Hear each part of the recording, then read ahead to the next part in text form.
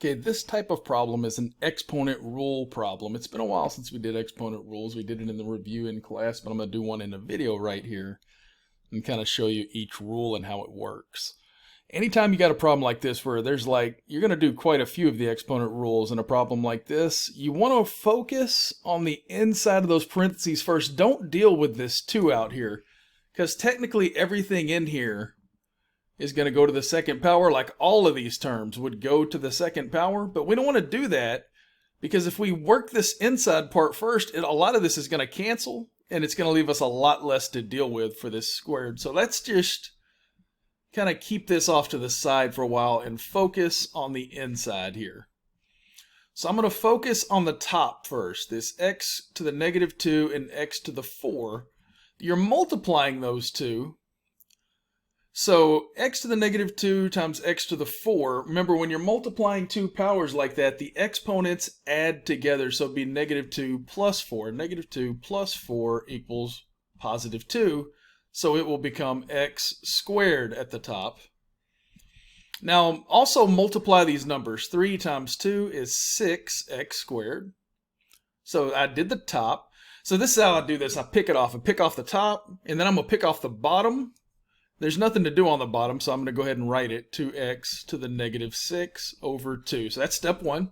Next step is to go ahead and do division now. Now that I've done all the multiplication I can do on the top and bottom, I'm going to go ahead and divide the numerator and the denominator. So I'm going to rewrite it right here. 6 divided by 2 is 3, so I got 3. And then x to the second power minus x to the -6. Well, divided by x to the -6, but you have to remember when you divide two powers like this with the same base, you subtract the exponents. So it's going to be x squared over x to the -6 is equal to x to the 2 minus 6, right? Oops, minus -6. 2 minus -6. See, because I subtract this exponent, so minus -6 is going to be +8, right? Because that becomes positive. So it's x to the 8. So I get 3x to the 8 to the second power. Now that I've worked everything inside and I've got it down to its smallest term, it's completely simplified inside. Now I'm going to deal with this squared on the outside. And you have to remember when you have it on the outside like this, it squares that term and that term. This one and this one.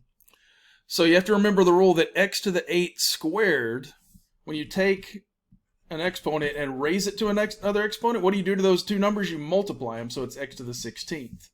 So it's x to the 16. And then 3 squared.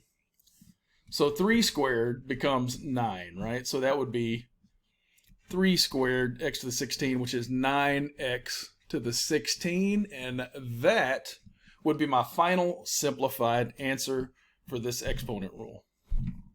All right, so pause it and write this down if you need to. I'm going to move on to another problem for exponent rules just to give you another look at one with like 2 letters in it. This one right here.